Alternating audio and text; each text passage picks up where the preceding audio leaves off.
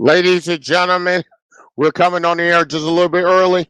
I'm Chris Heineken, one of the voices of RWE. And ladies and gentlemen, we have breaking news. We have new RWE Tag Team Champions. History has been made. Who's the new champs? Find out next on the Powerhouse. Stick around.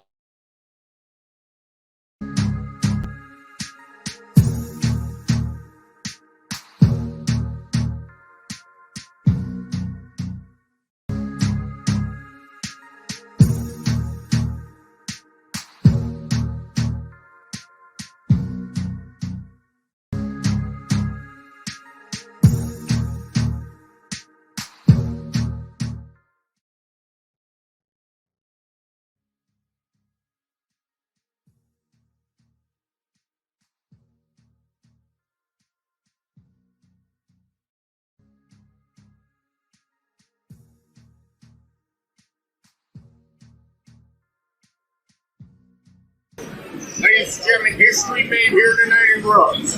What with the issues with the Rat Pack and the West Side Misfits themselves, and more updates concerning WrestleFest. All next on the Power Hour. Join us. Welcome back to RWE Wrestling!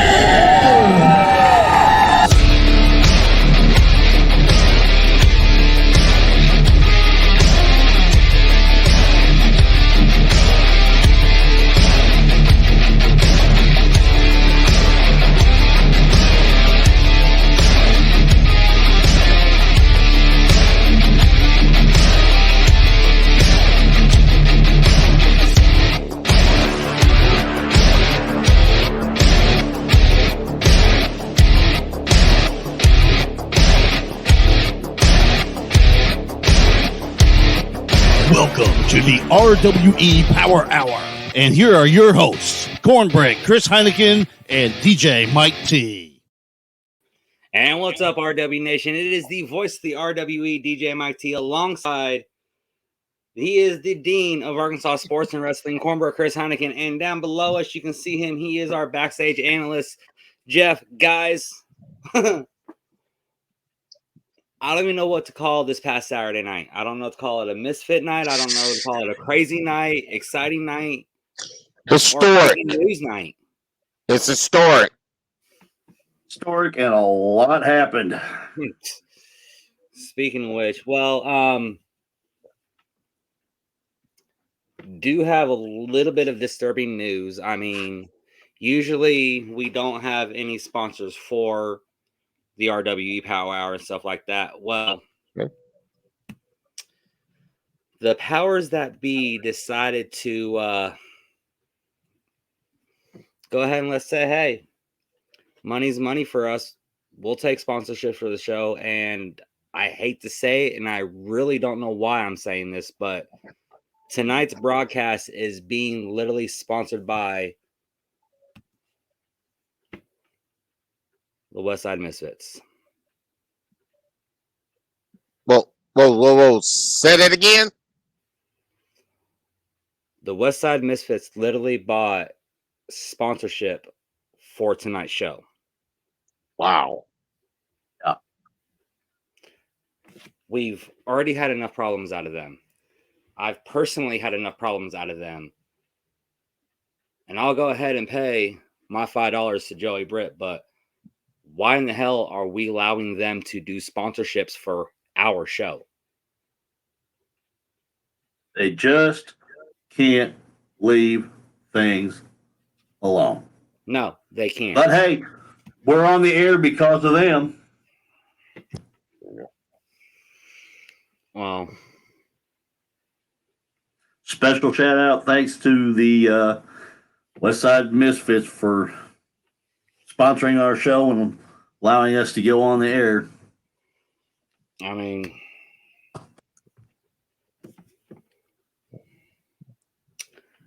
I don't know. I mean,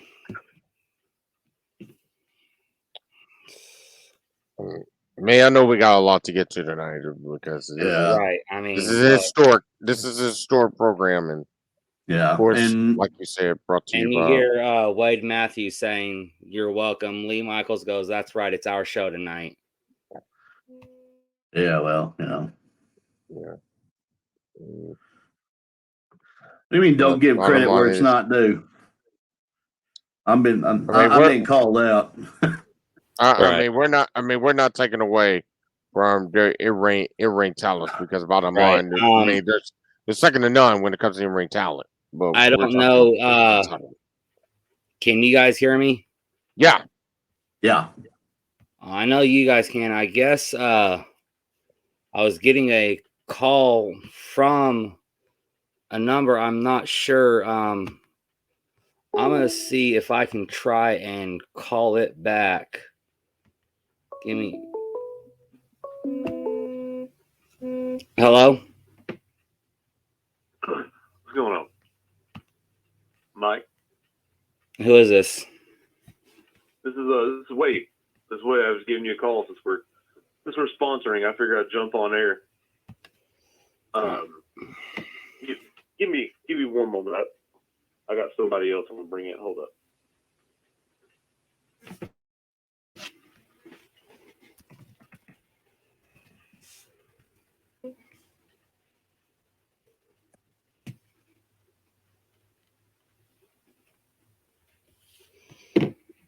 Okay, apparently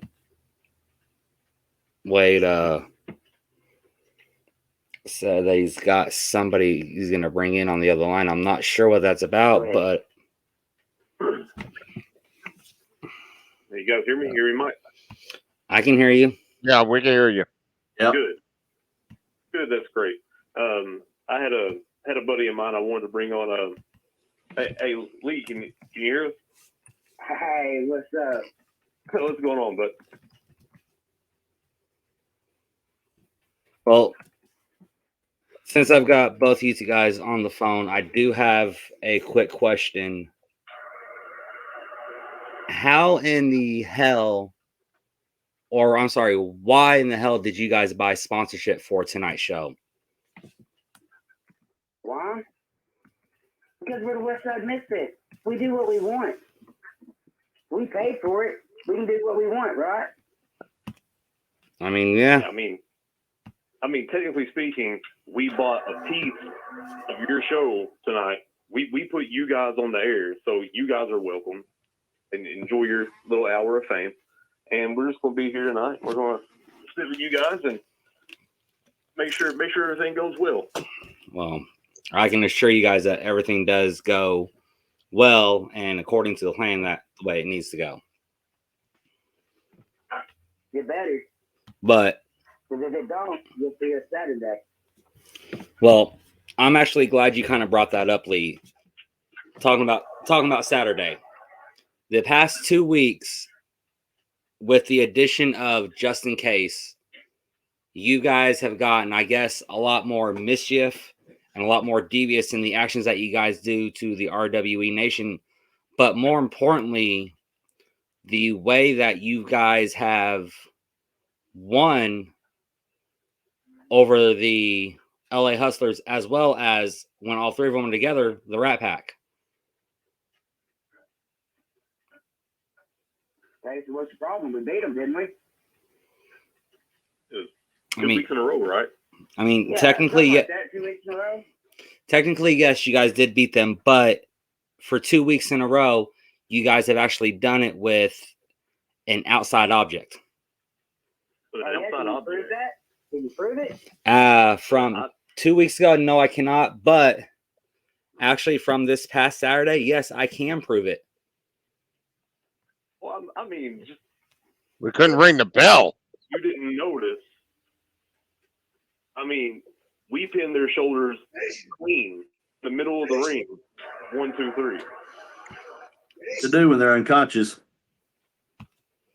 I mean, Jeff, you are right on that. But in order for you guys to be able to pin them clean, as you guys claim, 1, 2, 3, you legit had to use the bell hammer to knock out your opponent to get the pin. I didn't see any of that. I don't know. I don't know what you're talking about. No, wait a minute. Hold up. Let's not get ahead of ourselves. So you're gonna get on us for saying that we use an outside object, but everybody knows The Rat Pack, the Hustlers, are notorious for doing the same dirty tactic. Nobody giving them crap. But yet they haven't done it since they've been back, correct? Because we haven't given them the chance. We beat them 2 weeks in a row. Well, real quickly, let's go ahead and show everybody what I'm talking about. Take a look at this clip, guys.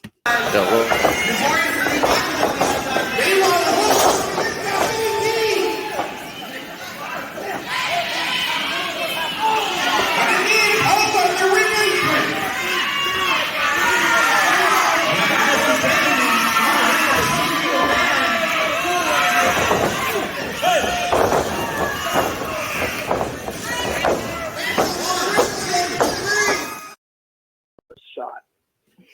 Now, correct me if I'm wrong, but you just saw Just In Case take the hammer off of our table, slide it into Westside Connor, and Connor used it to legit knock out Addison Kane.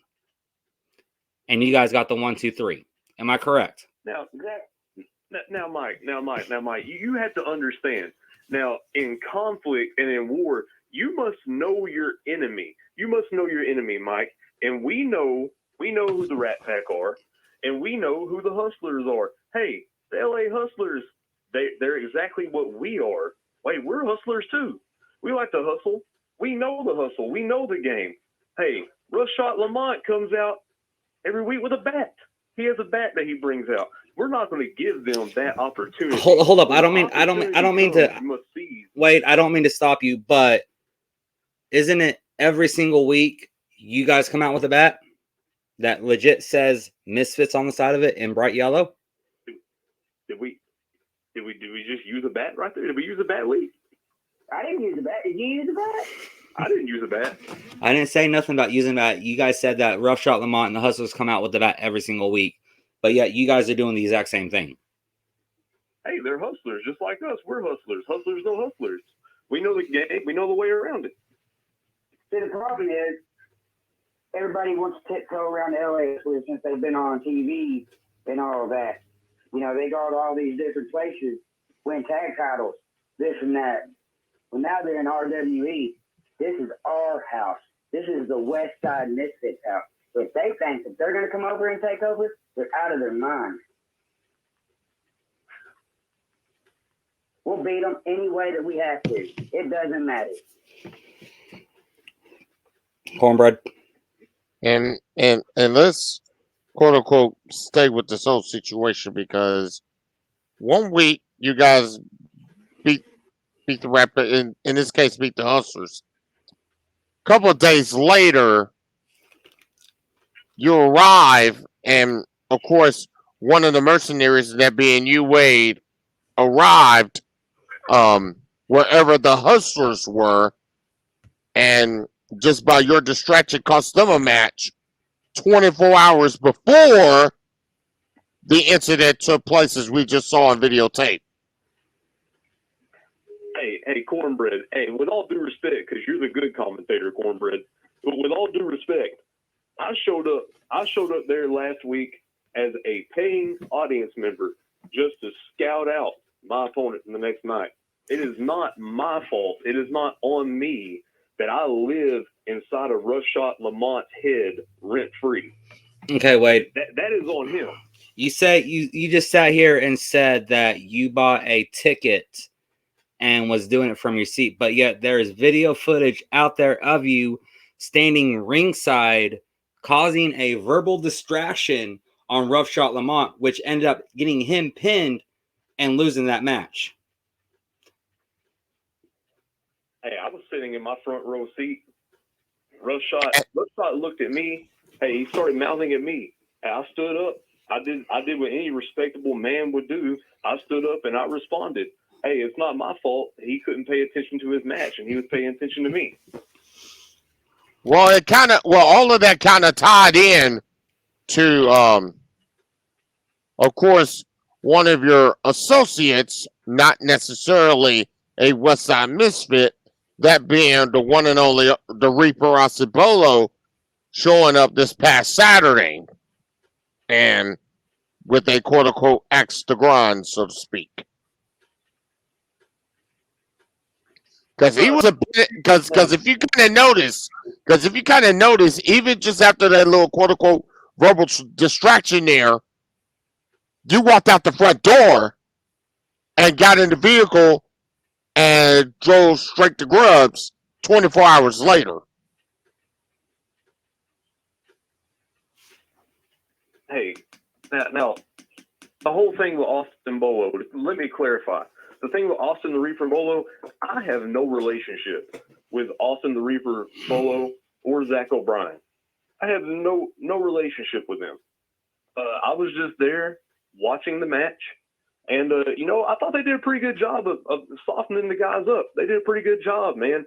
But to clarify, hey, those are great guys in the ring, man. But I mean, what that freak Bolo did to them, that had nothing to do with me.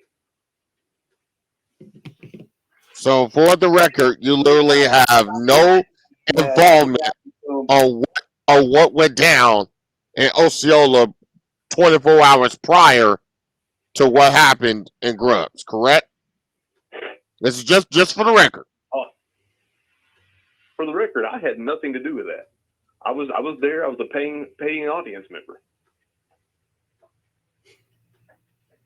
Right, and maybe this Friday night there'll be 2 paid audience members there. Yeah, maybe we'll go check out the show this Friday night. Well, guys, Cornbread, Jeff, I'm going to let you guys finish this conversation with the Misfits, but I've got to get up and leave before I lose my cool. Lee Michaels. Whoa. I want to finish one thing for you real quick, because for the past several months, except for the past couple weeks, you have been nothing but whooping my ass, beating on me like your little whooping stick or whatnot. So yeah, this is going to get a little bit personal, Lee. It's going to get a little bit personal, Wade. This Saturday night, for all the Misfits, outside in the fans, inside the arena, wherever, I legit hope that the Rat Pack or the LA Hustlers or all 3 single-handedly whoop y'all's ass. Hold up. Let me stop you right there, Michael. See, the first thing you did is open your mouth and said something stupid. See, when you let dumb stuff fly out your mouth like that, see, you can go ahead and go, because I know you're going to have to hear this. Cornbread, Jeff, I know you're going to have to tell him this. See, he want to run his mouth over this, but he can't say it in person. Keep talking. Keep talking. Say something. Because I promise you, if you open your mouth again, I'll break your neck for real.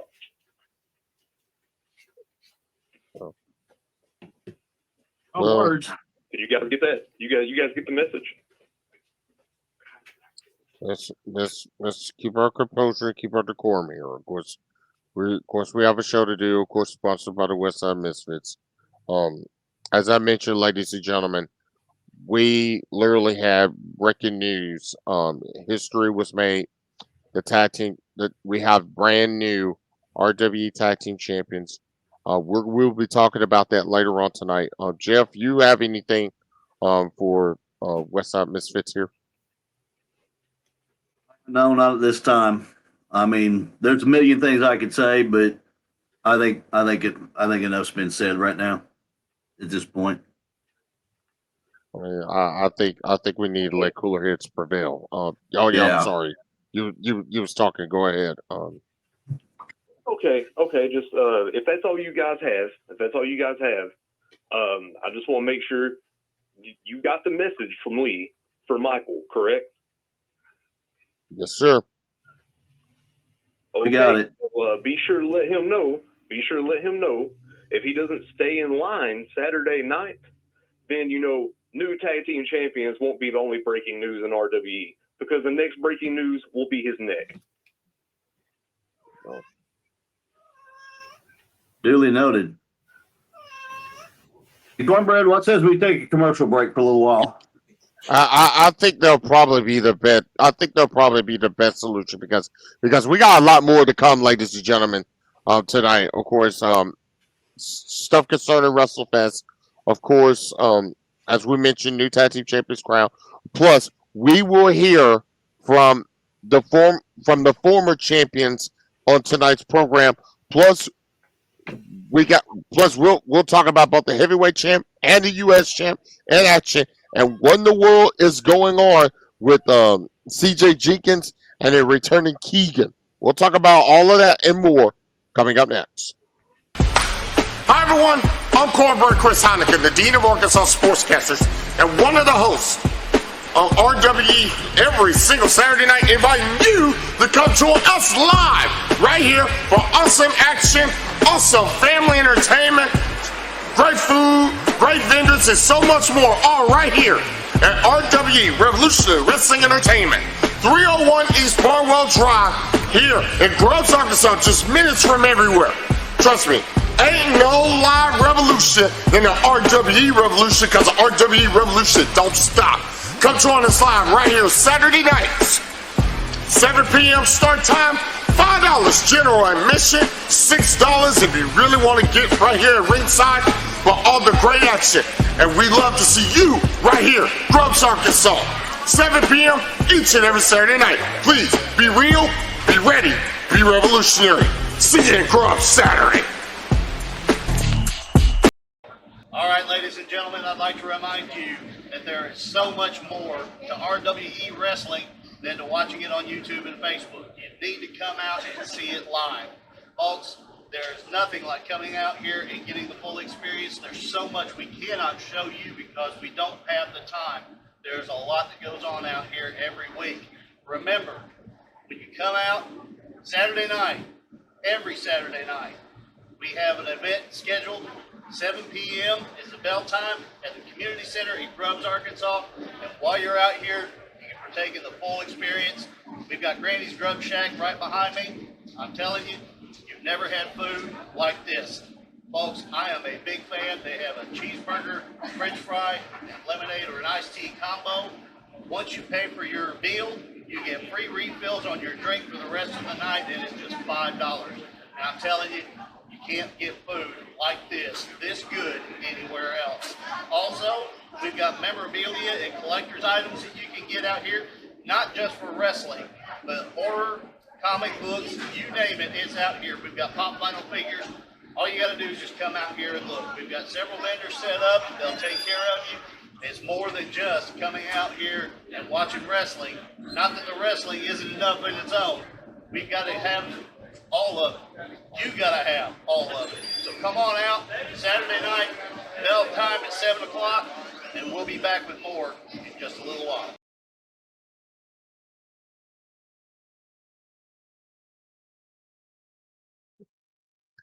All right, ladies and gentlemen, we are back here on the Power Hour. I'm Chris Heineken, the man. Of course, to my right is the one and only Jeff McGovern. He's our backstage guy. Of course, that guy. Here we go. Mike. Hopefully, Mike will be back with us in just a few moments. But Jeff, all I can say is, you want to talk about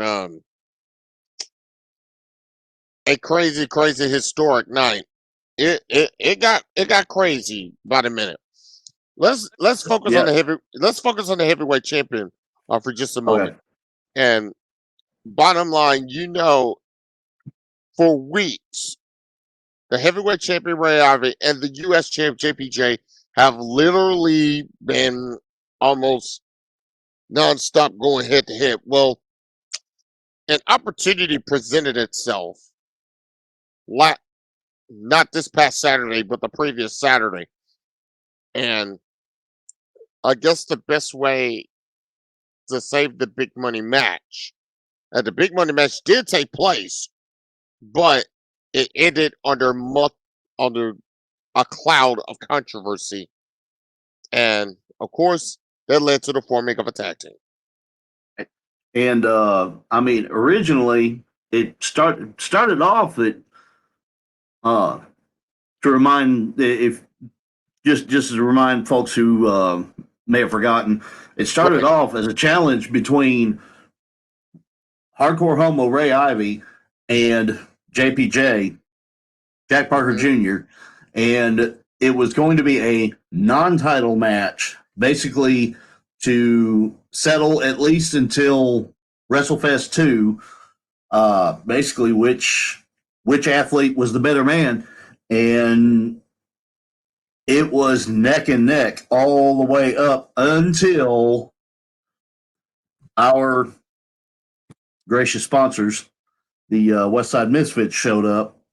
Yeah. And the next thing you know, it became pretty much. Yeah, it was pretty much they didn't have it. JPJ and Ray had no choice but to team up because otherwise, you know, it was basically 5-on-2, and it just wasn't going to work. And it just so happened they came together, and as unlikely as it was, boom, we've got a new tag team. And that signals into the open challenge that was made courtesy of the champ. And the champ was like, hey, bring someone out here. Right. All of a sudden, DMP's music hit. And instead of Christian Cross, it ended up being Bray Peck. Right. And even Christian Cross was trying to talk him out of this. If you got to notice, Christian Cross was literally trying to talk Bray Peck out of this because he, quote unquote, wasn't legitimately cleared fully to come back in the ring. Right. And whether, again, I've said this several times, whether you love him, whether you don't, Christian Cross is by all means an expert in the ring, and he knows whether someone is ready to take on a challenge or not. And I was surprised to see Bray Peck get in the ring despite Christian Cross saying, hey, look, man, you don't need to be doing this right now. But he did it. And Mike, and Mike, I'm gonna go to you. I'm glad you cooled off a little bit, and I'm gonna come to you on this one. What about that challenge from Bray Peck? And as somebody that's literally coming off of injury after that horrific injury he had with his arm, someone coming off of that injury and decided to quote unquote say challenge accepted to the heavyweight champion. That's honestly a really good question. Brad, I was doing okay. Before I get to that question, I want to get to this comment real quick. Okay. Brad goes, cheer up, Mike. Your day could have been as bad as mine. I'm not gonna lie. My day was great. I've had a great day. Looking forward to the show tonight until I found out who our sponsors were, and then that little interaction with the West Side Misfits, especially Lee Michaels, with everything, the personal issues between me and him. And I still don't know what the personal issues are. I haven't done anything to him, but I was doing great. But those comments that I heard those comments that he said about me on this Saturday night. Well, I'm going to respond to that. And I'll let him know this now. Lee, if you're watching, I'll be there for sure Saturday night. But good luck trying to break my neck. That's all I've got to say. No, I am not a trained professional like you or anybody else that goes in that ring. But when it comes to my personal health and my personal safety, yes, I will fight. And that is what we like to call a shoot. But Cornbread, again, I want to apologize to the both of y'all and to everybody that is watching. I did not mean to go off like that, but I tried to keep my personal in. But Cornbread, back to your question with the whole Bray Peck and everything like that. He was technically should have still been out for another 3 weeks before even stepping foot back in that ring, especially with that open challenge for Ray. Mm-hmm. But as I mentioned during the match, that it was actually Bray Peck's birthday that night. So I guess he was trying to give himself a little birthday present on the spot, so to speak. All right, let's stay focused, Mike. Let's stay focused. Yeah, you see that comment too, right? Yeah, See it. I see it. I do. I do. Well, But let's stay anyways, focused here. but right. He thought he'd give himself a little bit of birthday present. And like you said, Christian Cross tried to talk him out of it because Christian Cross knows exactly how Ray is in that ring. Oh yeah. He's went with him in that Pits of Hell match. He went with him in that what was it, the House of Violence match? Yes. Mm-hmm. When it was him and Justin Vincent, as well as at the time the Titans of Violence. Violence. They were Yes. in that with us and everything. So he knows exactly how Ray works. He was trying to talk Ray Peck out of it, but did you notice?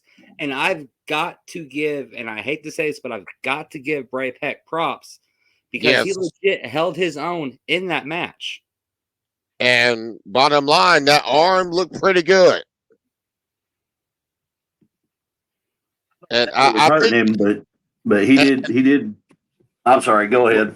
No. I was gonna say, if you kind of notice, he kind of changed up his game a little bit in that match. Jeff, go right ahead. Oh, I was just saying. I'm sure that arm was hurting him, but he didn't let on. So I mean, kudos to him. But also he worked on that leg of Ray in that match, and yes. He was. My question is, did he really kind of soften up the champion for the Wolves to pack at him, or did he kind of up his game and kind of up the intensity that Ray Ivy needs, as if he needs any more intensity?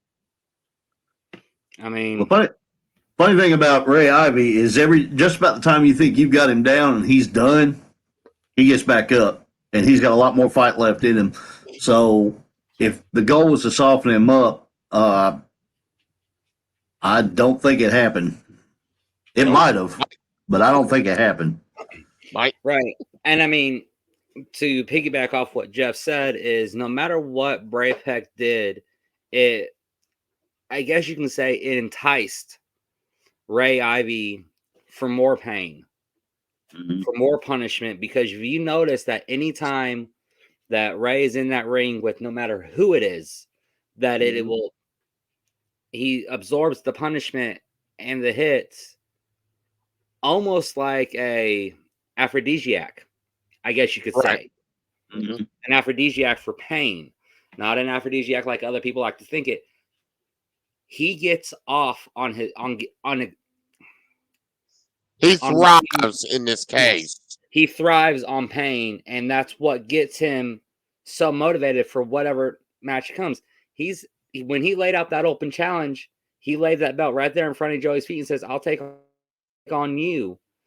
But was I surprised that when Bray Peck came out to DFP's music? Absolutely. But did it make me a believer out of Bray Peck's in-ring ability? Yes, it did. I can see Bray Peck possibly as a breakout star for 2022. I think if he stays, and I'm gonna pick it back right before we can continue on, Mike. I'm gonna pick it back off that point to end this topic on my side of things. I think honestly, if he goes with the game plan that he's set, that he's literally changed, if he sticks with that game plan and is able to rack up wins against credible opponents, because RWE has a ton of credible opponents, and if he continues to rack up in the win column and get himself inside of championship contention, I say he could be a deadly threat. Oh, absolutely. I mean, not if he took the way that he took Ray Ivy to his limit. Yeah. Because if you notice after the match, Ray literally slumped down and had a hard time getting up. Oh, yeah. But if Bray Peck can take Ray Ivy to his limit, who knows what singles championships he can go after, especially with the junior heavyweight championship or even the likes of JPJ, or if whoever gets the U.S. championship. I see, for me personally right now, I see him as a contender for those two belts. For the heavyweight belt right now, I think he still has a lot of work to do. with still just being a rookie the way he is right now. I mean, he had one match. No, he's had 3 matches before the unfortunate accident. But have you not noticed, and I'm going to go ahead and steer away just a little bit, but have you not noticed ever since his accident, he's changed. Yeah. And sometimes, you know, I was always notified this and I said this on syndicated television. Sometimes to reach your wholeness involves change, and change is not necessarily a bad thing. Change is a good thing, and maybe for Bray Peck, maybe he realized his quote unquote wholeness, so to speak, because we saw it in that match with Ray. And it's not easy taking a heavyweight champion to its limit. And No. you talked about taking champions to the limit. What about, especially in our next matchup here? Even though it was a 3-way match to determine the number 1 contender for junior heavyweight title, what about an individual who was in this 3-way here that on his debut night took the U.S. champion to his limit? And we're talking Steel. And in this match, you had Steel, you had Zach, you had Kate Allen, and you had Christian Cross, and that was determined the number 1 contender to the junior heavyweight championship, Mike. Right. Actually, when we saw the lineup for that night, Steel hadn't even been added to the card. Right. It was just 1-on-1. It was supposed to have been a 1-on-1 match between Christian Cross and Cade Allen for the 16 years of a personal rivalry between the two, and ended up, well, Steel goes, I'm here, Joey. I don't have a match. Put me in this one. Joey obliged. He did, and I mean, but let me see if I can. I've got a clip. Go for it. Let me see if I can find it right here. It's going to upload here in just a moment. But when this uploads, I want you guys to listen to the force of this chop that Christian Cross gave Cade Allen for the years of built-up frustration that he's had. Take a listen and just take a look at this.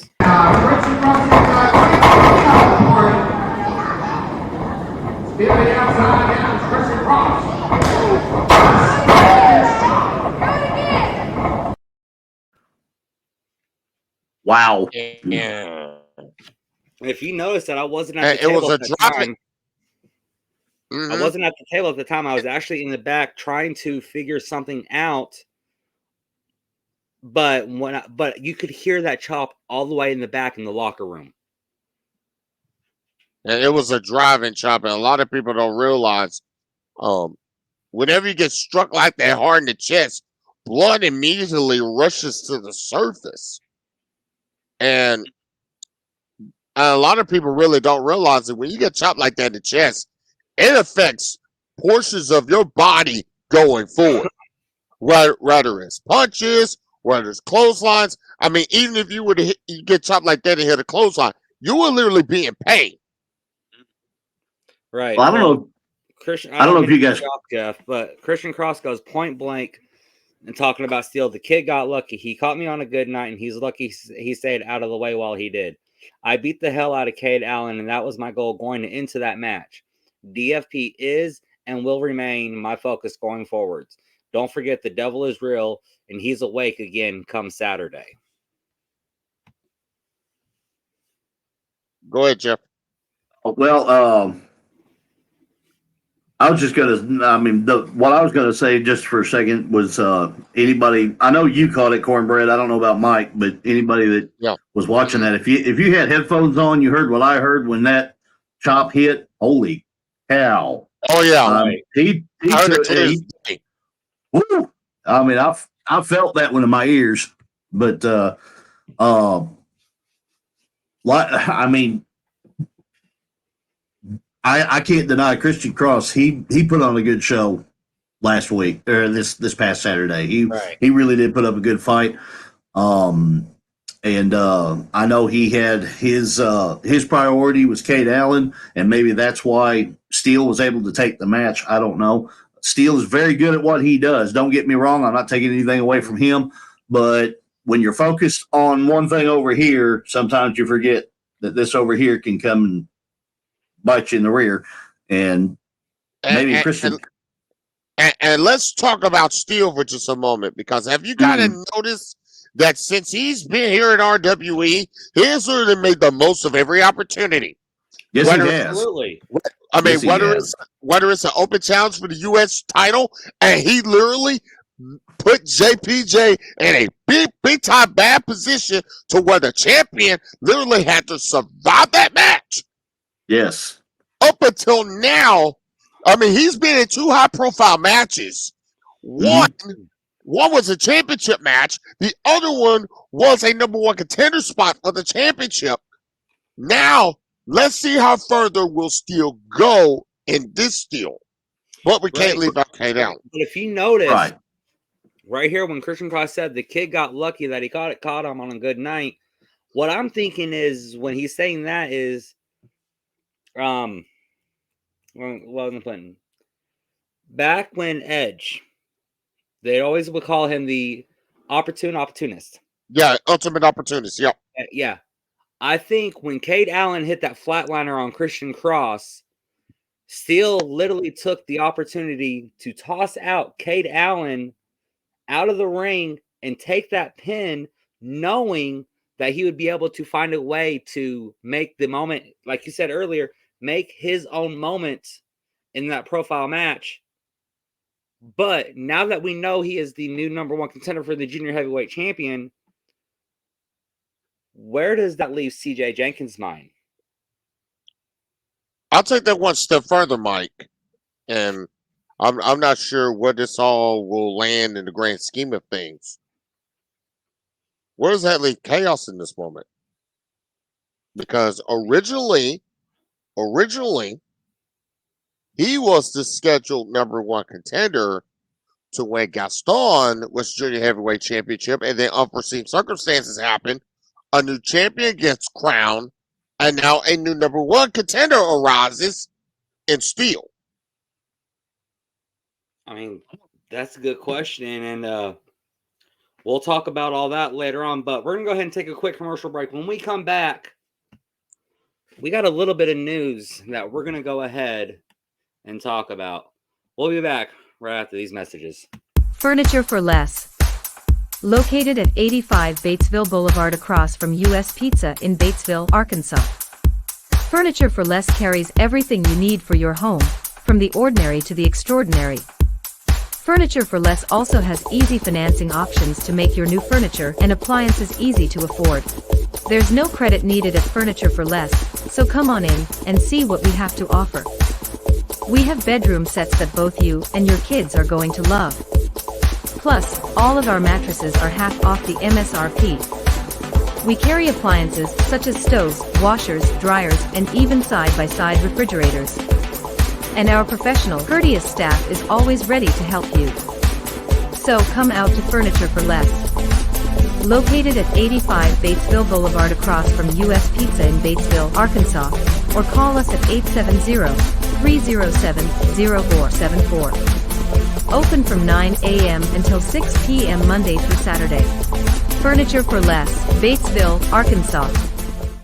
Broke down on the side of the road? Never fear. Ray's Towing and Auto Service in Batesville, Arkansas is just a phone call away. Ray's Towing and Auto Service has you covered from the time we tow it in to the time you drive it out. Ray's 24-hour towing service will drive out to you lickety-split wherever you are, day or night. We'll tow you right in where our team of friendly professional auto repair experts will pinpoint the problem using top-of-the-line technology and have you back on your way in no time fast. Ray's Auto Service has competitive rates that you can afford. Plus, while you're here, you can check out our memorabilia shop. Tow it in and drive it out today at Ray's Towing and Auto Service in Batesville, Arkansas. 870-793-4984. That's 870-793-4984. Call us today.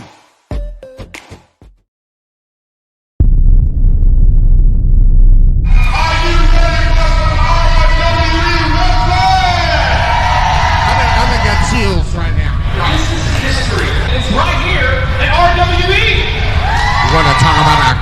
clash of champions. We got it right here. That's by far not only the scariest, but the nastiest thing I've ever seen. Let's talk about fan support.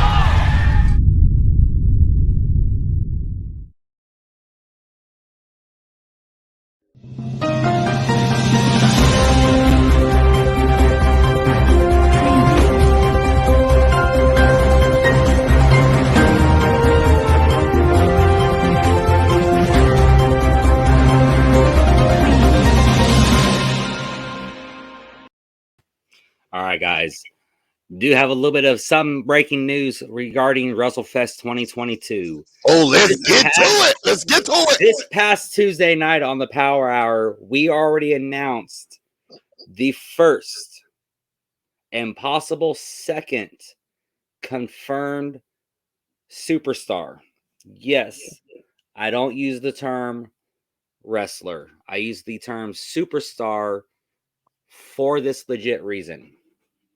Both of these women are former NWA women's champions. Yep. One of them is a former AAA women's champion. She is a multi-nationally known superstar. She currently wrestles for AEW. She had a hell of a match against Britt Baker in that lights out match. I'm talking none other than AEW's own La Mira Thunder Rosa. Woo! Yes! Now, yes! the second part to that, possibly confirmed, we're still waiting on word, but she has been name dropped this past week, and that is making their return to RWE. She was there for WrestleFest 1. Mm-hmm. She is none other than the other NWA former women's champion. She is Malia M.D. Oh, that's what I'm talking about. That ain't all the news.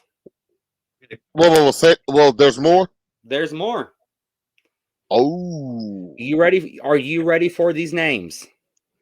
I'm ready. oh yes. Hit me. Everyone watching, you better pay attention. Their RWE return. The Problem Child, Aaron Roberts. The Chosen One, Zay Washington. Former championship from Memphis Wrestling Tag Team Champions, the Young Goats, will be making their return here to RWE. Now, we have, in addition to the Young Goats, their third member, Denzel Rollins, will be making his debut. Oh, Now, Woo! are you ready for the biggest surprise? Oh, oh my gosh. Okay, Tell. let's hear it. Let's hear it. oh boy. Okay. Now, you know how I stand about yay tall, right? This guy stands about yay tall. He is... Lee Michaels? And it's not Hornswoggle.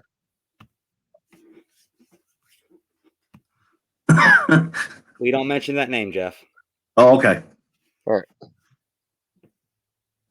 He has been showcased all over the world. He is part of a trio in AEW. He is part of CCW out of Missouri. He has been featured multiple times on Chris Jericho's Wrestling Cruise Ship. He is none other than the fun-sized Marco Stunt. Yes! Stunt's coming! Woo! Stunt is coming. Yeah! But Oh my god.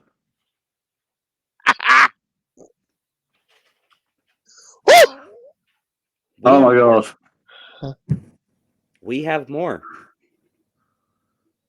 How much more? Okay. do you Okay. get? I don't know. Joey hasn't told me anything yet. I'm still waiting on more. Wow! Wow. But I need a cigarette and I don't smoke. All right, guys. Now, I Joey need Britt butter about said, turkey, and I do smoke.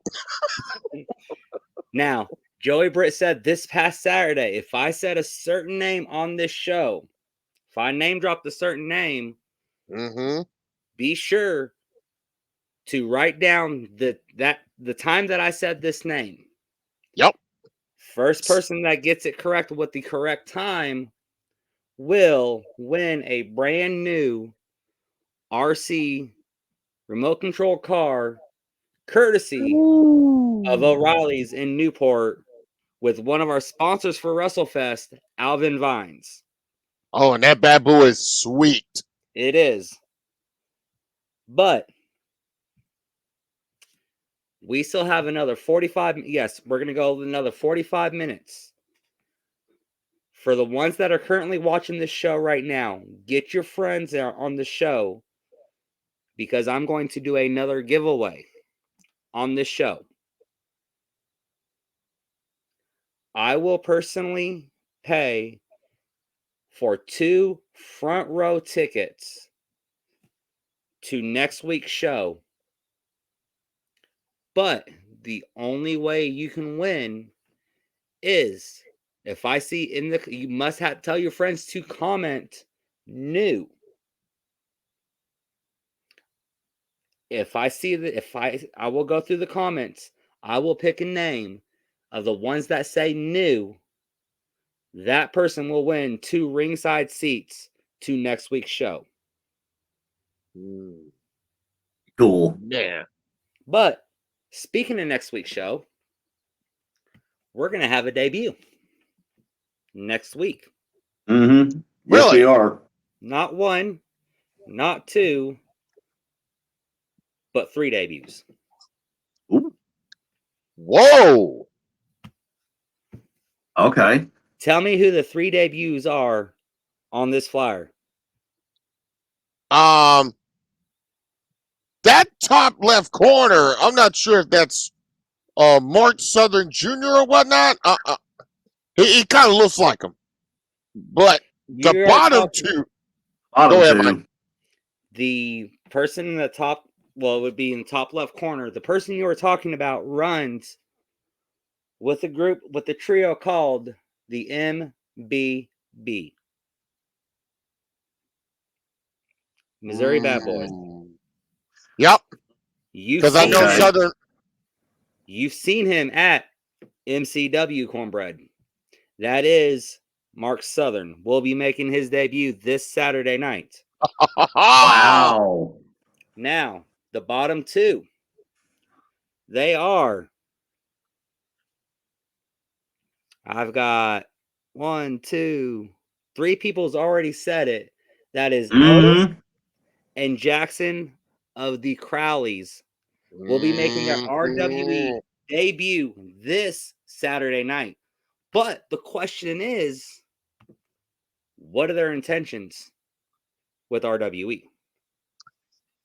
Very good question. Because Cornbread, we've seen it all on CW30.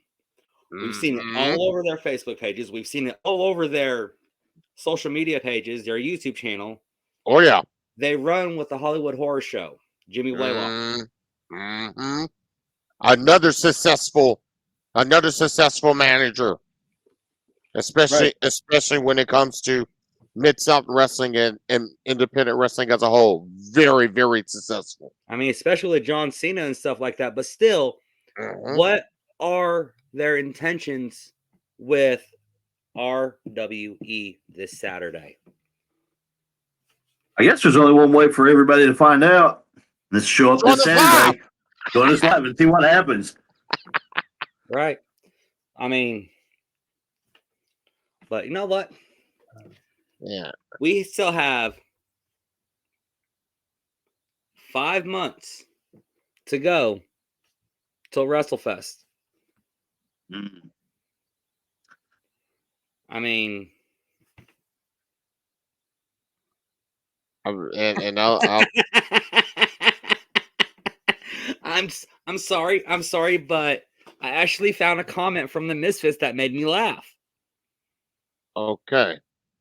Wade Matthew goes, keep those freaks away from me. I already deal with the killers from Flint, Michigan running around. I'm not trying to end up brainwashed in the woods. You know what? If I can get a hold of the Crowleys this weekend, like I said, I'm not a trained professional. I may have some help. They just stand there and watch you get, watch the West Side Misfits give you a hard time. I don't think they would, but I mean, what do I know? Right. But you know what though? We talked enough about the Misfits. I don't want to.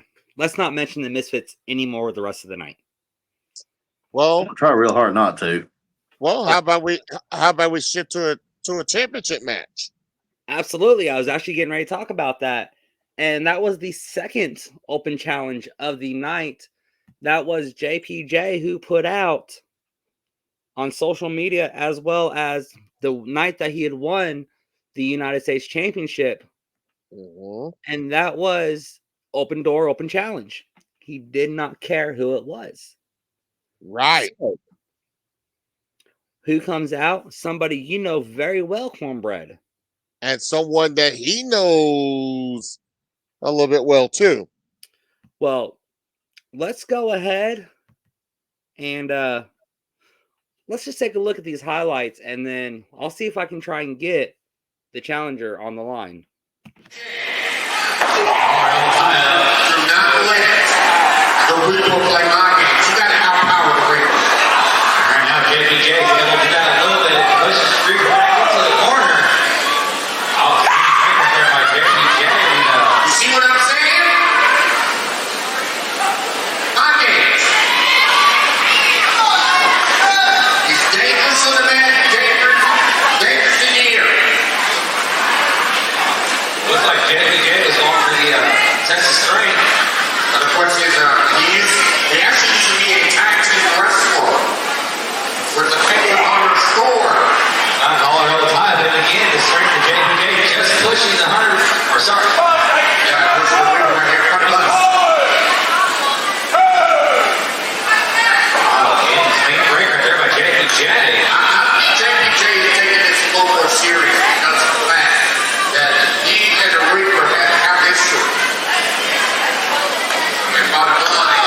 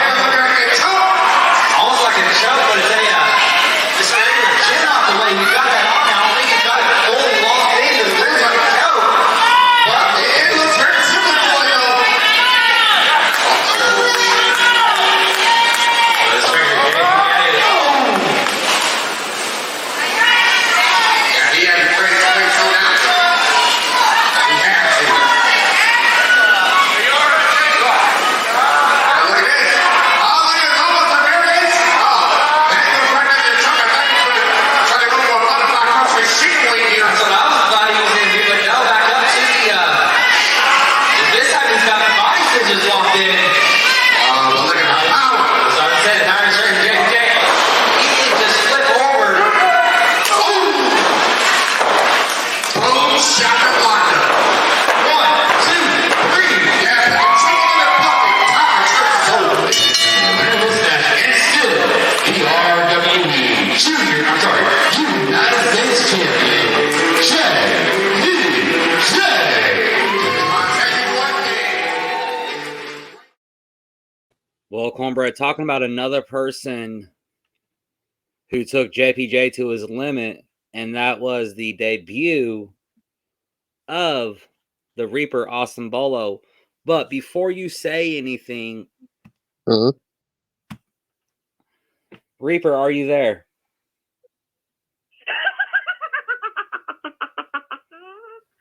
There.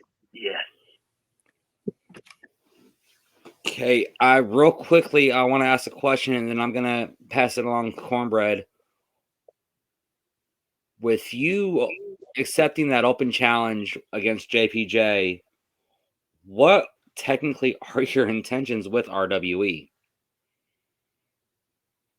I am coming to inflict pain, suffering, and misery across the entire locker room, and soon that U.S. title will be mine.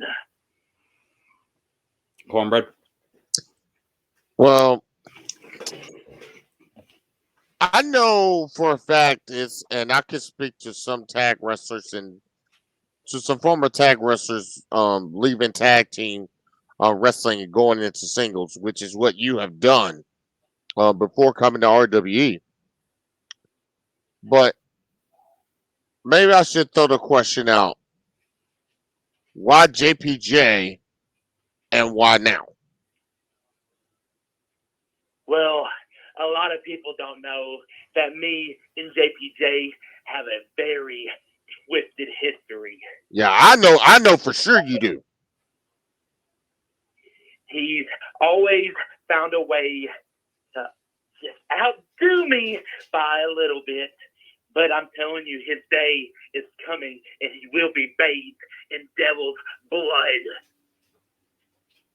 Well, bottom line, you two have monster history because you've kept him from championships before, previously in the past, and now with him being the RWE US champion, my question is, what are your intentions? Or better yet, I think the better question would be, other than quote unquote inflict pain and punishment on your opponents, what literally brought you to RWE in the first place? Was it JPJ or was it something more? It was time for the shadows and the darkness to expand further so I can put my grasp upon all the talent in the locker room. JPJ is just a stepping stone in my way. He will fall. They all do. And my next question before I toss it to Jeff, if JPJ is the quote unquote stepping stone to you, don't you gotta think that your loss to JPJ almost kind of quote unquote he kind of treated you like a stepping stone so that he could get to the top of the mountain?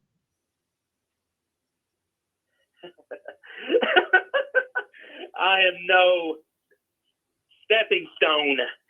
I am absolute. And Jackie is not done with me. RWE is not done with me. Jackie might have gotten lucky this past Saturday night, but I am coming back for him.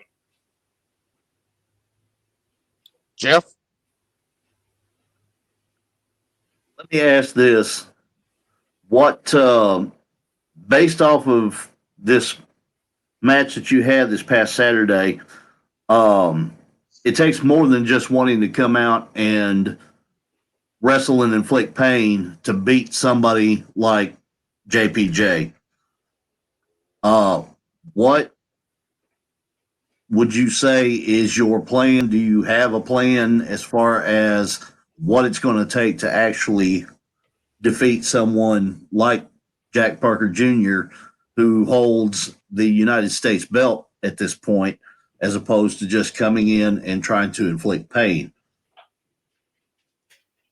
The pain and the misery is just a small portion. Every mortal man has a weakness. I am the Reaper. I know everything, and I know what makes people tick. Jackie is just a mere man under all that muscle. I have a plan, but I will not reveal my master scheme. His time is coming. Fair enough. That's pretty much all I've got. I think everything else I could have asked, you guys already touched on. Mike? Well, Reaper, I know with the history that, like you, Cornbread has said, between you and, as you like to call him, Jackie, do you plan on trying to go through the roster again, or do you by chance have a tag partner that you could possibly bring in and maybe challenge for the tag titles in the near future? I do have a partner, but he is off doing my bidding in other places. But I will tell you this. I will decimate anybody that gets in my way getting to sweet, dear Jackie. I have no more questions. Cornbread, Jeff? No, I'm a little befuddled as to who literally does his bidding. That sounds kind of apropos and strange. I guess we'll find out whenever the time comes. Reaper, Right. Thank you for joining us, and we'll see you the next time you come back to RWE. Tuck your children in.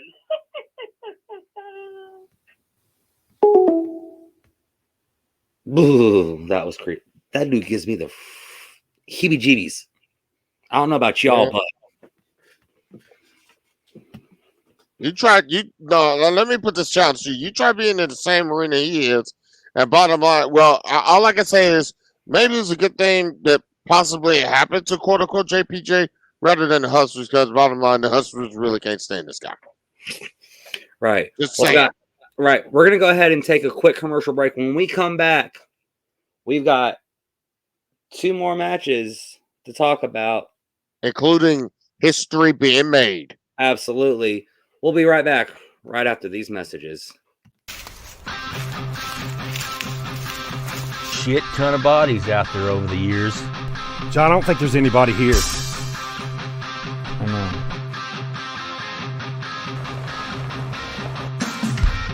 Welcome to Crystal Lake. Here you cannot hide. See the beauty all around you, yet someone here has died. In between the bird sings, can you hear the screams? Something here is hunting you, even in your dreams. They call it crystal, but bodies lay in the mud. The water is not clear yet, it seems thicker than blood. Welcome to your nightmare, and welcome to his pain. Welcome to your last day, because evil is insane.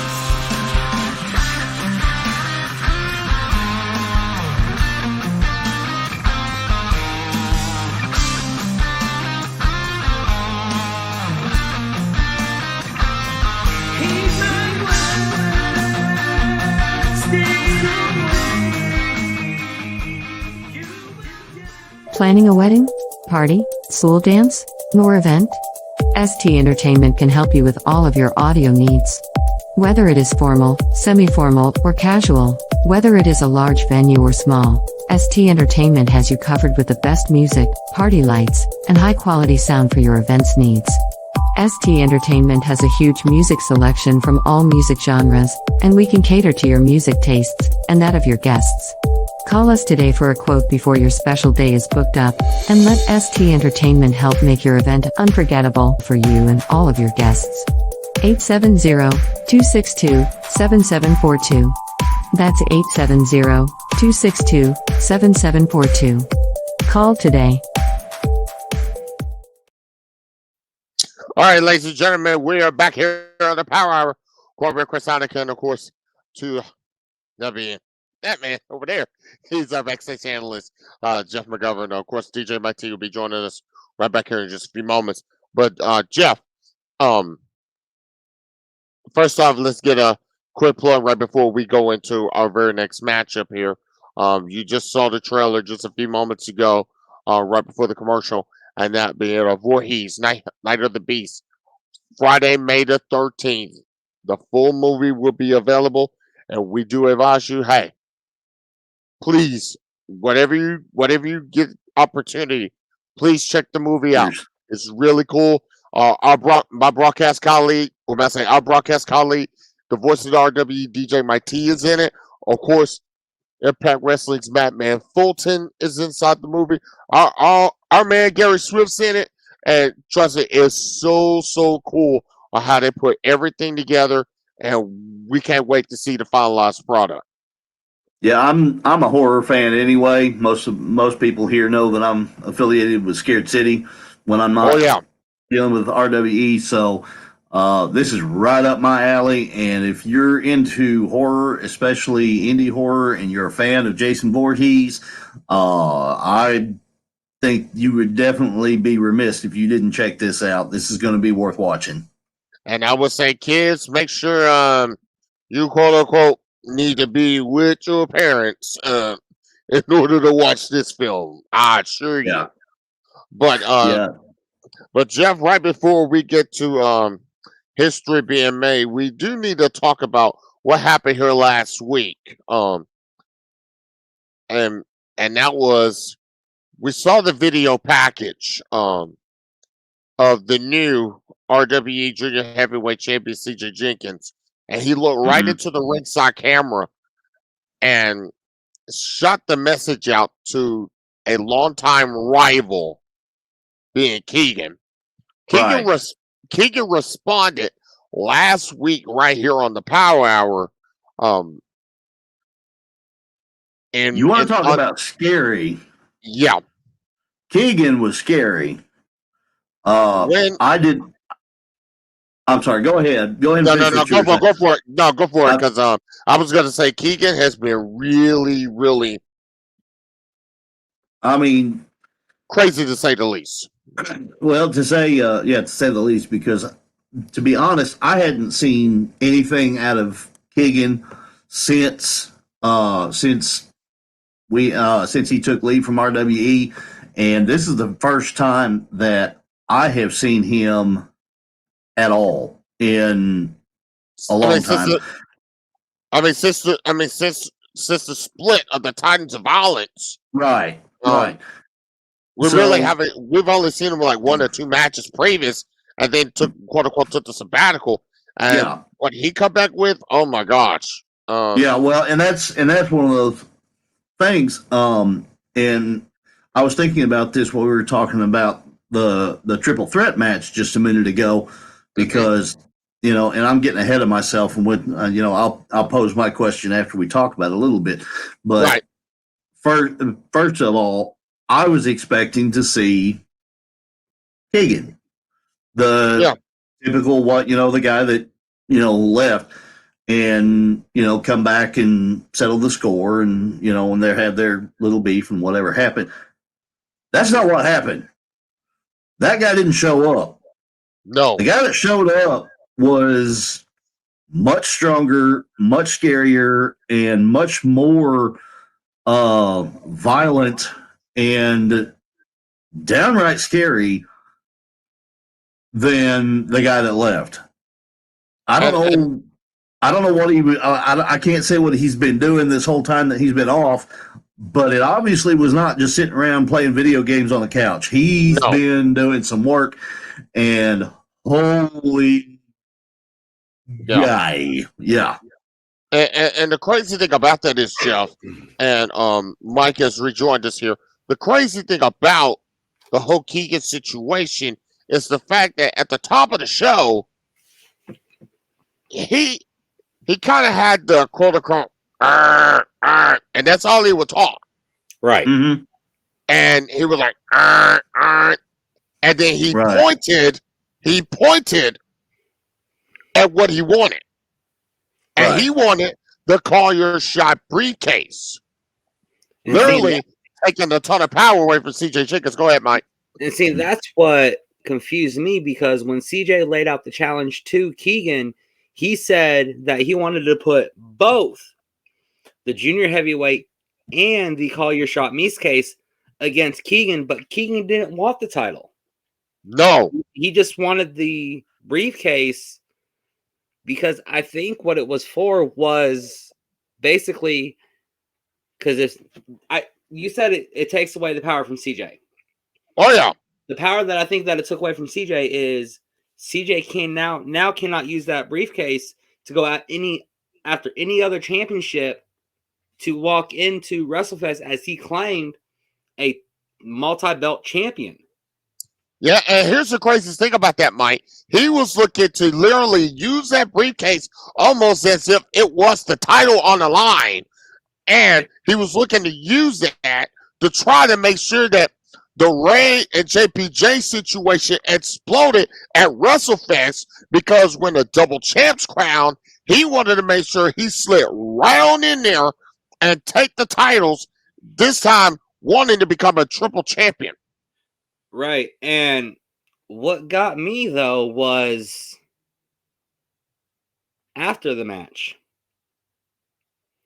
Because we all thought that with Keegan coming in, we thought he's been away for a while, so we didn't think he would still be in that good of a ring shape. But, I mean, he literally hit CJ right off the bat with that Keegan spear and literally broke CJ in half just about, and then was able to finish it off with that Keegan claw. Or, I'm sorry, the Keegan Nagi slam. Mm-hmm. But here's my question, and I'm gonna start with you with this question, Mike, and then Jeff, feel free to answer. Do you honestly think CJ Jenkins was prepared for this Keegan?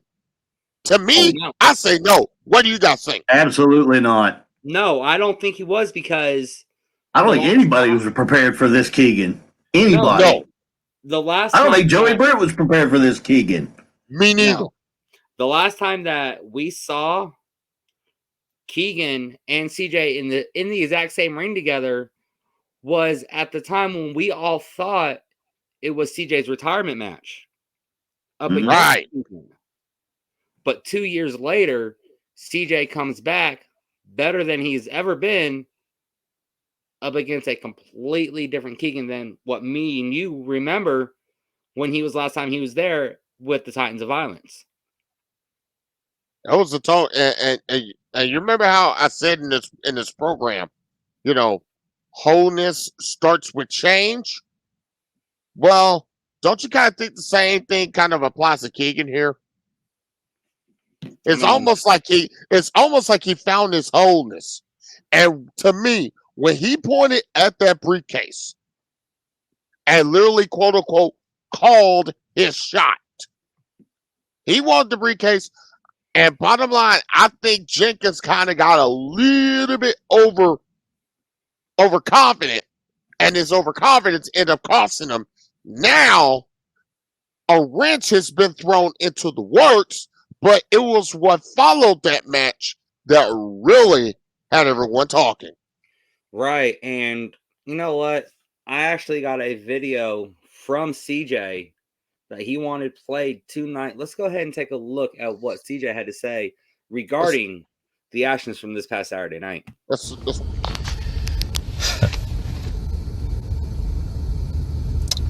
I guess maybe I wasn't ready for the new Leo Keegan. I guess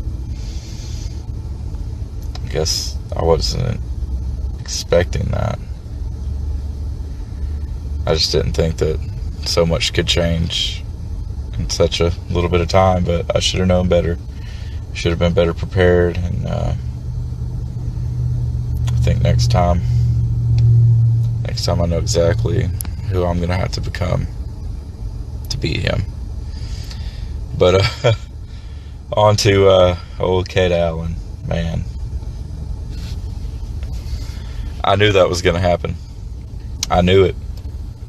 Because you've realized something. Without me, you're a loser. You're a punk. And like the tights you wear, you're too green. So understand this. You got to stand tall. You got to hold my junior heavyweight championship.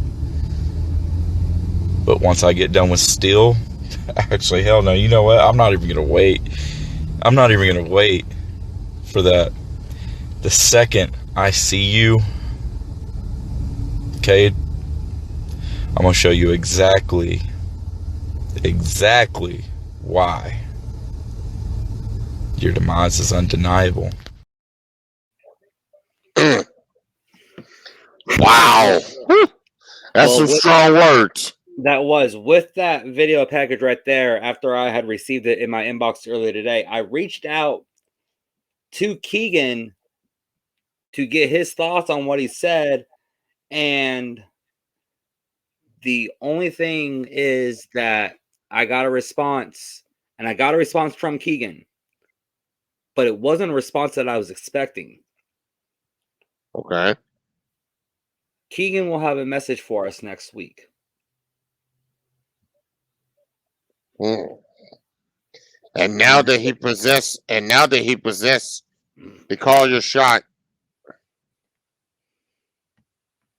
big time deal there, now comes the question, especially we already know he made his intentions clear.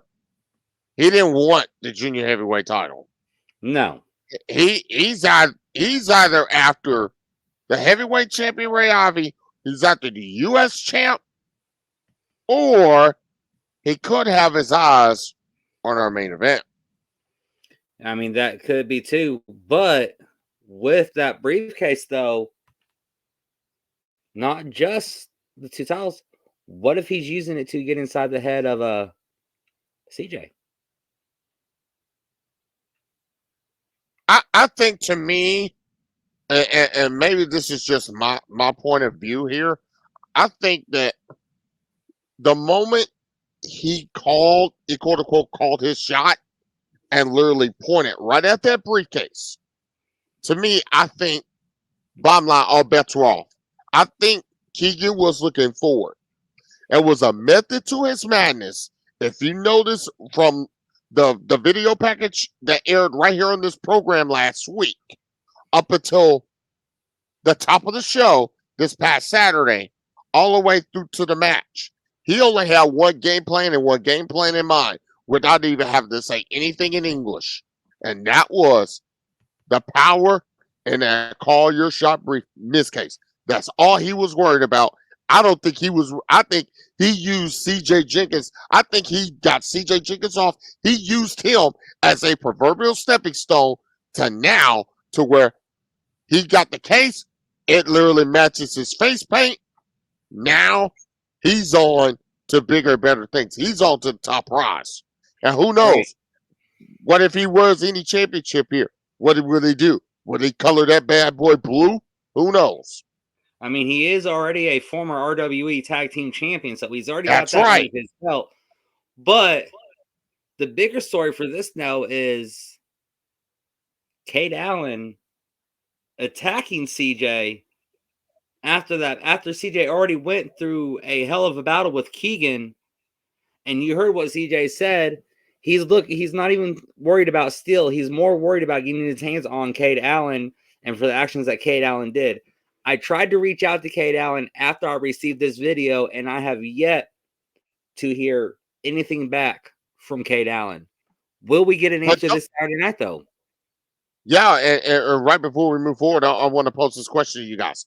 don't you kind of think that Kate Allen responded the way he did was because of the quote unquote sportsmanship that happened in the week's match prior when a new junior heavyweight champion was crowned? The quote unquote sportsmanship when both men gave each other respect, and then when CJ Jenkins looked into the camera and made the challenge to Keegan.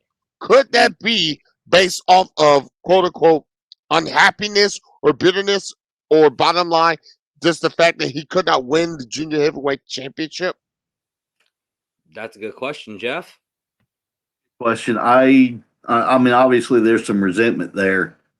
I'm not sure exactly where it's coming from. And it may be something that is privately between CJ and Kate Allen. I don't know. I know whatever is going on. I know it was disappointing. I was disappointed to see Kate Allen go after CJ the way he did. Did I expect it? No. Does it surprise me the way things have been going? Not really, but I can only guess what's going through CJ's head right now, because he challenged Keegan and basically got his rear end handed to him. Yeah. Kate Allen turns on him and takes a turn at him. Now you've also got Steele, who is the number one contender for his belt, right after he loses the Shirley Bunch Memorial Call Your Shot briefcase to Keegan, after he thought that he'd be able to settle the score with Keegan and got tore up for it. CJ is not in a real good place right now. No. And I'll pick and let me pick it back just for a moment on what you said, Jeff, concerning him turning his back. If you honestly notice, those two are former RWE Tag Team Champions. Yes, they are. And when the quote unquote supposedly scheduled title defense did not go down, and those two ended up losing the titles, I think there's a whole lot more to this mystery than what it is. That's very possible. I mean, I have to agree with you, Cornbread, but I mean, the only way we can find out any type of answers is wait till this Saturday to even see if Kate Allen even responds, or if he even gets us a video to the page. Well, quickly, I do have a winner announced for the 2 front row tickets to next week's show.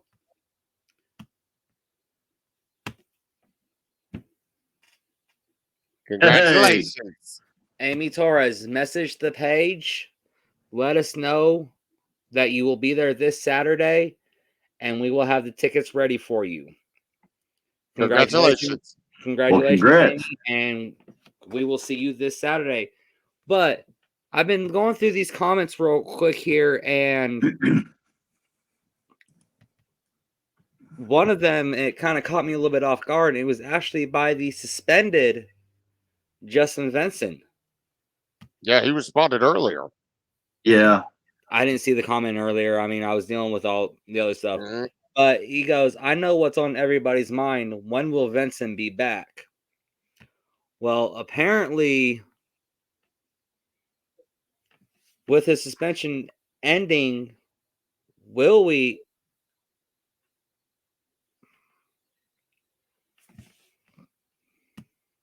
Yeah, then maybe that is the question. Clearly, Cade realizes being a good person only gets you so far. In my city, there are no good people, only facades. You think anyone wants to go around shaking everyone's hand and giving out fake love? Everyone needs to realize nobody is truly the nice guy. Pull the wool off and trust in the truth. And that's coming from right there, Justin Vincent's tag team partner, Christian Cross. But that actually brought up a very good question that I wanted to bring back with Vincent. With Christian Cross's loss earlier in the night in that triple threat, do you also think that his mind was clouded with the rage he had for Cade Allen, as well as the suspension of Vincent? Honestly speaking, and you want the truth? I think losing the tag team titles to Danger Zone got under their skin. Period. Point blank. Because you saw how Justin Vincent responded the very next week when he took out Black Magic, and that led to a suspension. Right. And Danger Zone, bottom line, they literally put the hit on DFP. And right when they had came out with the game plan, because Danger Zone wrestled 2 matches that night. Mm-hmm. And when they got to DFP and took the titles from them, did you kind of notice a little change in attitude in Vincent's eyes? He was in a state of rage. Right. That ended up leading to a suspension. I think the loss of the tag titles, especially becoming the first 3-time RWE Tag Team Champions as a unit, I think that's what's caused it. That's a good question. That's just me, Jeff. Yeah, well, I can see that, and it's also got to be frustrating because when they had the chance to come back for a rematch for the titles, well, Danger Zone was nowhere to be found, and then Justin Vincent gets suspended, and then now Danger Zone shows back up again. So now they can't do anything about it. It's got to be at least frustrating to be in a position where you would like to challenge the people that took something from you and try to get it back, and you can't. And now, which we're going to get into this here in just a minute, will they be able to take on Danger Zone? Yes. Will there be a point to it other than just to make yourself feel a little better? I don't know. I mean, that's a good question. Real quickly, Cornbread, but one thing I did notice that is, have you not noticed that ever since Vincent got suspended, that Cross has literally been a lot more aggressive in his matches? And not really in his matches, but in his whole demeanor. It's like he's literally almost lost a part of him, and he's been trying to find ways to get that back until Vincent shows up. Well, to me, I think the key word in everything you said, Mike, was lost, and I'm gonna tell you why. Christian Cross never lost his his anger and all that, because we see it in the ring multiple times. I think, and I said it before, and I'll say it again. Since those tag team titles, have you kind of noticed that he's kind of been, even when Justin Vincent took out Black Magic, have you kind of noticed that Christian Cross has almost kind of been in the role of peacemaker here? Almost, and here's why. Because he tried to calm down Vincent. He was like, "Hey, there'll be another time. We've done our damage. Let's take our ball. Let's get our pay. Let's get the heck out of there." Right. Have you kind of noticed he kind of been in the role of almost Switzerland like or Swiss like, when not only does it comes to Justin Vincent, but also comes to Bray Peck, because that ended up playing over into that open challenge that we talked about for the heavyweight title. Right. I think with the whole Bray Peck situation, though, I think he did it to the simple fact of trying to protect Bray. But I guess in a way, Bray didn't want to hear it. Bray's like, "This is my shot. Let me take it." So Christian said, "Fine. You know what? This one's on you. This is not on DFP. This one's on you." But what I'm talking about is, even though Christian Cross lost the triple threat match, I was mainly talking about he's gotten more aggressive in the way he's approaching his matches as on the outside of the ring. I think he's always been that aggressive, Mike. And because if you really notice, whether they have the titles or not, I think he's always been that aggressive. But now, to your point, since Danger Zone gotten under their skin, I think the killer instinct has just been up the notch, so to speak.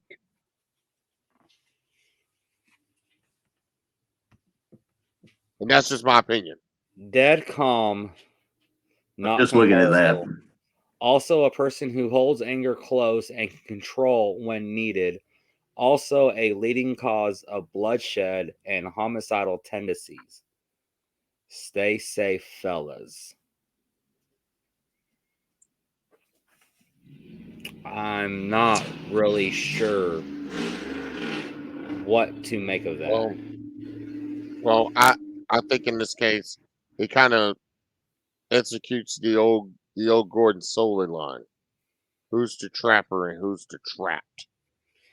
Right. But Mike, have you? And there you see Justin Vincent. He says, "Note this: I've been caged, which is not something you want you do when dealing with DFP. Of course, no one ever wants to deal with DFP. Not even Lil Vincent.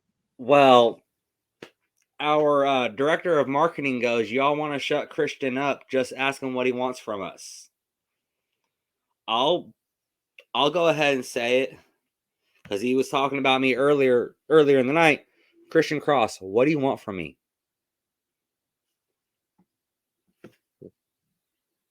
Yeah. Well, Mike, if you and gentlemen and everyone watching, have you kind of noticed that right after the CJ and Keegan confrontation and that matchup, that our program was over. Mm-hmm. But as the old cliche goes, there was more to the story. Out came the RWE Tag Team Champions Danger Zone, and we've talked about them previously leading up into this. Out Right. came Danger Zone, and with no DFP around, they literally wanted to, quote unquote, go to the back, take the titles with them, go to the back, collect their check, and go home. Yep. Well, out came Joey Britt and says, not so fast. You guys have the titles. You guys will be defending the titles. And craziness happened. That's a really good question. I mean, with when they came out and they lived, like you said earlier, they said for 3 weeks in a row, we've been on our way to the show, and you tell us, don't come. I don't have a team, or the team backed out. Don't come. Don't come. Then all of a sudden, they said, you know what, fine, screw it. We'll come on. We'll come. We'll say what we got to say. And if we don't have a team, we'll leave. And that's what prompted Joey to come out. Mm-hmm. You really think after Joey came out that he's been saying for the last several weeks, don't come, we don't have anybody for you to wrestle? Right? I don't think Joey has been calling and talking, telling them not to come for anything. In fact, I think he's been asking the same question we are. Where's Danger Zone? Why are they not here? Hold on a second. Hold on 1 second, Jeff. We're getting a phone call in. Okay. You're on the Power Hour. 5 minutes.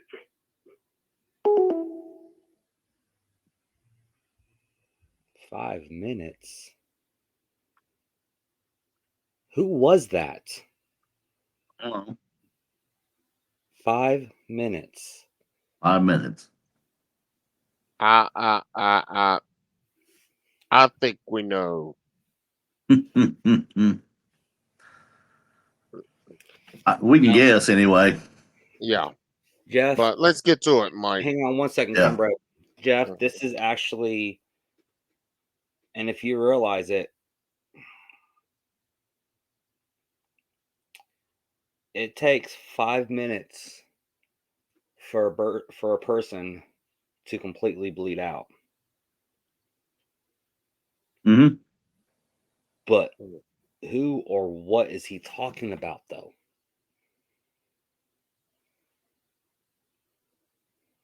Could be about anything. Yeah, Good question. very good question. Well, I apologize, Cornbread. I mean, I wasn't expecting to get that phone call in. I mean, No, it's fine. Very few people have this number to the Power Hour. I mean, tonight is literally the first night that it's actually been in use. Mm-hmm. Yeah, but Erica, I am a retired firefighter, first responder, so yes, I do know medically what it means. Yeah. But anyways, back to with Joey coming out and everything. He basically said, fine, you guys can leave, but the titles will stay here with me. Mm-hmm. And that set Dangerous David Cox of Danger Zone off. He's like, yeah, he went on a tirade. right, we fought for these titles. We won these titles. You keep telling us do not come because you don't have a team. So what are we even doing here with the titles? And that's when Joey said that he had a team, a newly signed RWE tag team. Mm-hmm. So me and you were looking at each other when that was said because we didn't see nobody new in the back. Right. We didn't see nobody come in the back door whatsoever. And word was not, and no one even came or even said anything, whether in my earpiece or even at the broadcast table. No. Of anyone coming in. And Jeff's been back there in the gorilla position the whole entire time, and he never saw anybody. I was sitting in the back there. I didn't see anybody. Right. But literally, as soon as that music hit, and out came the RWE United States champion, who was already in a match earlier the night. Right. And the RWE heavyweight champion, who successfully retained his title as well, come out, and Joey called them the odd couple. Mm-hmm. Well, I do say this. I mean, he's not wrong. No, they're not wrong. They are an odd couple. And they accepted the challenge for the tag titles. And we actually have a few highlights from that match. And we'll go ahead and take a look at these highlights. Take a look. Okay. It was historic.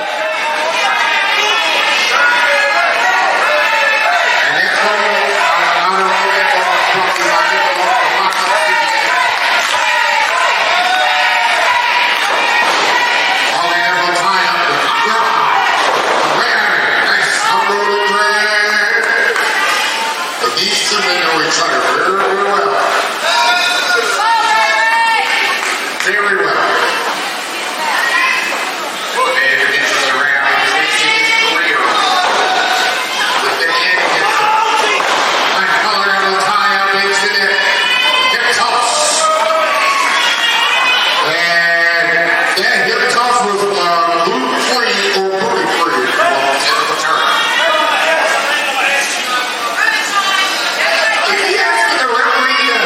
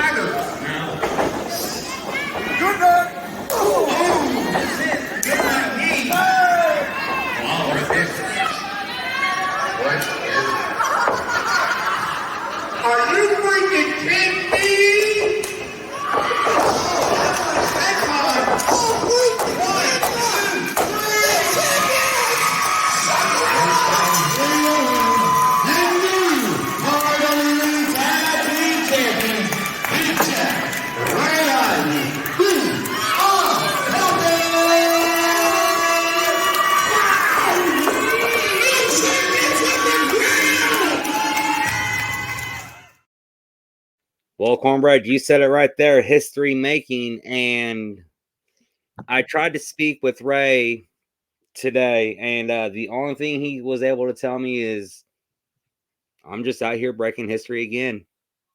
I mean, I keep making history everywhere I go. I am the 2-time RWE heavyweight champion, the first ever RWE hardcore champion. He is a Grand Slam champion. Now he's the second 3-time RWE tag team champion, but the first ever 2-time RWE double title holder. What about JPJ, former RWE heavyweight champion? Now back on top of the mountain as tag team champion, and he's the current U.S. champ. He's a Triple Crown winner himself. Absolutely. And I'm not sure if you and another you said just a few moments ago, you had talked to Ray and got his feelings. Didn't we have something come up to where I had the opportunity to talk to the former defeated champions? And trust me, I even took my own life into my own hands on this one. Right. But before we get to that, I actually also asked Ray about, because you know how Ray always has the names for all of their finishing maneuvers. Yes. So I was trying to get a hold of Ray to ask him what the name of their finisher maneuver that he did off the shoulders of JPJ. And he told me it was called the Petty Jean Plunge. Oh. Okay. So Shade, not anything to do with Petticoat Junction. Okay. We're good on that. No, I just know it's Petty Jean Plunge. That's all he would tell me. Plunge. But let's go ahead and here's that video package you were talking about. Guys, take a listen. All right, ladies and gentlemen, Chris Hannigan here at RWE, still backstage, and you know, under normal circumstances, you know, we don't ever like to catch anyone that's like really in bad moods or whatnot, especially after a devastating loss. But ladies and gentlemen, we're right back here with Danger Zone, the Dangerous One, and Hot Rod. Let me say this right quick to the folks, to Ray, Jackie, Joey. You set us up, man. You brought us in here for weeks. Every time we were booked, you called and canceled. So you bring us in here with some funny little group that set us up, and then you bring them in here now, and for a couple of weeks we can't get our rematch. Well, I'm going to tell you something, brother. There is another day, another dime, and the Danger Zone will get revenge. I promise you. The Dangerous One, Dangerous David Cox, and the Hot Rod John Ellison, the Danger Zone will be champions again. And AWE, we will hold these tag belts one more time. Forget. I have nothing else to say to you. Joey, pretty sad on what you did. You know, my partner's right. Tag champs come in, we win them. Try to get up here week after week to defend them, but you keep calling us. Y'all stay home. Ain't got nobody for us. And the night we finally are here, it just seemed like you set us up to lose. You didn't want us as RWE champions anymore. Well, brothers, we ain't done. We ain't done by a long shot. We're just getting started. We're going back to our old ways. And we're going to stomp everybody. That's all I've got to say to you, Jimmy. Well, ladies and gentlemen, you heard it here. Bottom line, they're not stopping until they get the RWE Tag Team titles back.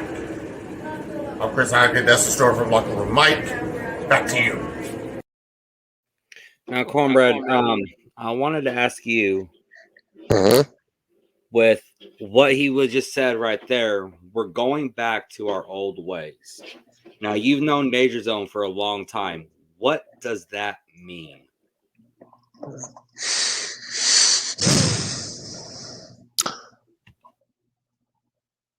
I think it means the following 4 words, and I put this 4 and not this 4, but these 4 words. By any means necessary. That was the attitude, and bottom line, they've been very successful throughout their careers, especially if you add up the experience of Dangerous David Cox and Hot Rod John Ellison. I mean, it's an incredible, substantial number. But I think, honestly speaking, they're going back to that by any means necessary type of tactic. And I think they're quote unquote on a mission to revolt, to use the term bluntly, against any and everybody that's associated with either the tag champs or with RWE in this case. All right, Jeff. I think that if Danger Zone is going to try to come back and do anything as far as trying to get those belts back, they're going to have to come out and make a much greater showing than what they did this past Saturday. Maybe they just had an off weekend or whatever, but they seemed content to me to just, well, I mean, content to everybody, because they said it came right out of their mouths. They said, well, we'll just go home, hang these things up on the wall, and we'll just sit at the house and be champions. And they actually had to defend the championship and lost huge. And if they're going to, I'm not saying that I'm not taking anything away from them, but if they're going to try to take on somebody like Hardcore Homo Ray Ivy and Jack Parker Jr., they're going to have to up their game a little bit before they can hope to take the belts away from them. But you also, no, I'm sorry. I'm sorry to interrupt. No, you're good. No, you're good. But you also have heard Ray say on multiple occasions and talked about Hot Rod John Ellison, especially being one of the individuals that's quote unquote influential in his career, right? Especially his 20-year plus career. Mm-hmm. And I think Ray, who knows Ellison better than any of us, I think Ray honestly knows the other side of John Ellison.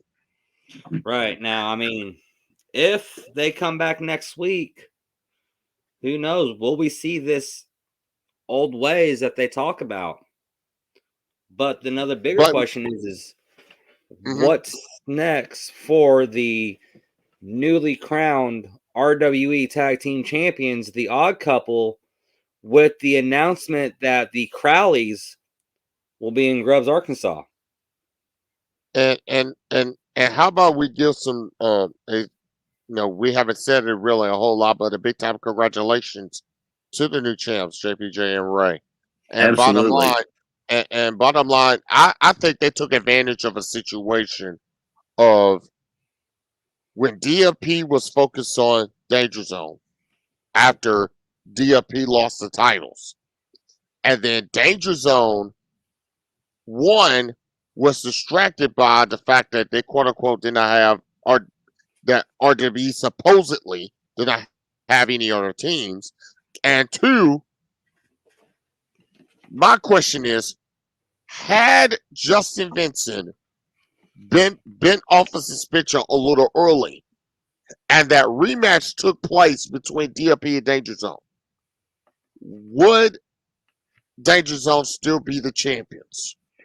You see, not even if Justin Vincent was still on a suspension, you had Bray Peck that returned to action earlier in the night. Good they point. Still could have done the whole what am I talking about? Freebird style. The Freebird rule. Mm-hmm. Didn't matter which two members of the team, all three members were champions. So Bray Peck could have tagged with Christian Cross. They could have gone after Danger Zone. They could have had the old, okay, we want our rematch. Let's have it. Mm-hmm. But I was also going to say, right before I toss it to you, I was also going to say, now with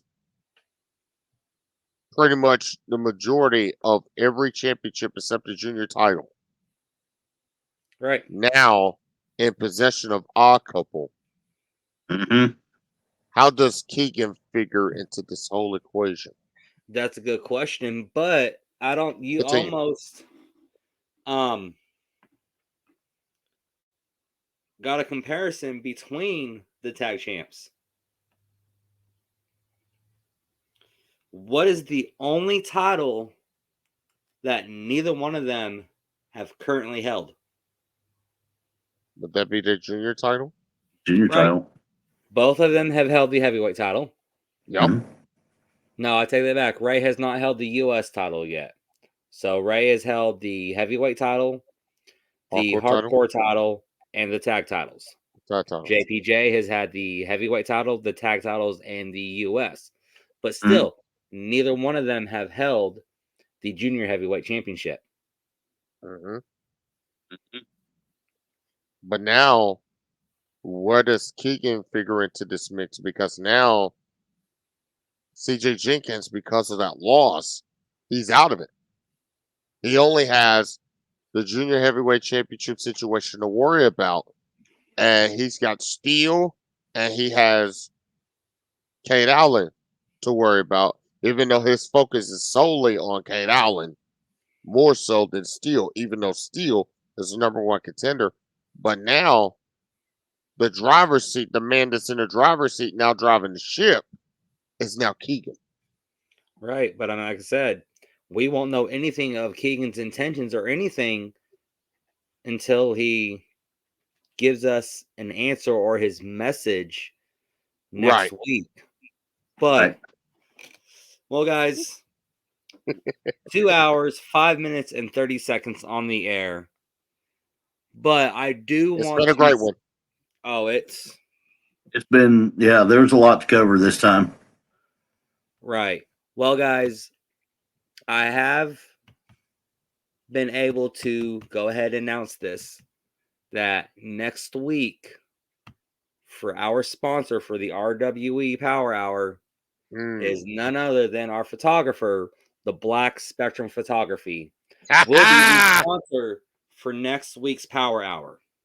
Awesome. Now, the last thing, and then go ahead and we'll go ahead and close out the show, is we do have an update on Loose Cannon. Let me go ahead and pull that up for everybody real quick. So I want to go ahead and say it word for word, and I don't want to miss anything up because this is straight from the family. Okay.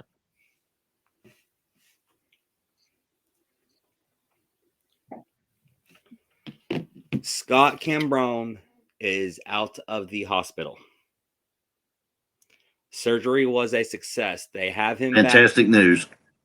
They have him back in Jonesboro at an undisclosed facility as of right now due to physical therapy and family.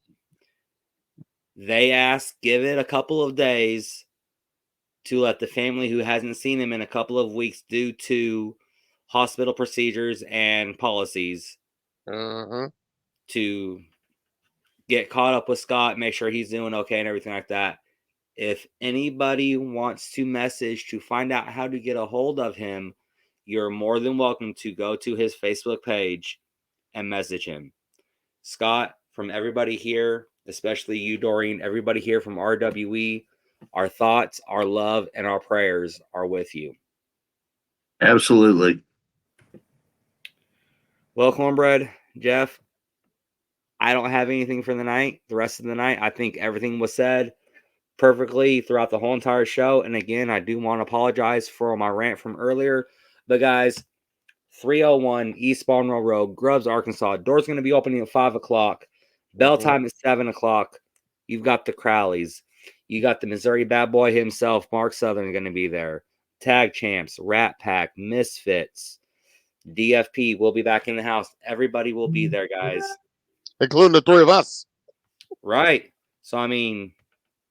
And to use your words, Mike, the only thing that's missing, and this is to everyone watching, the only thing that's missing is you.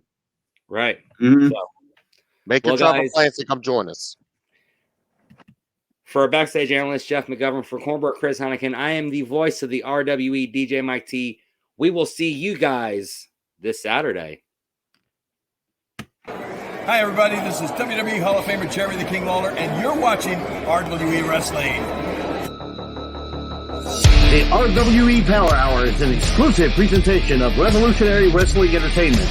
Be sure to catch all of the wrestling action live every Saturday night at RWE Arena, 301 East Barnwell Road in Grubbs, Arkansas. Doors open at 5 p.m., bell time is at 7. And don't forget to tune in next Tuesday night at 7 p.m., 8 Eastern, as Cornbread Chris Heineken and DJ Mike T recap all of the news, highlights, and information that you need about RWE Wrestling. Until next week, so long from Grubbs, Arkansas.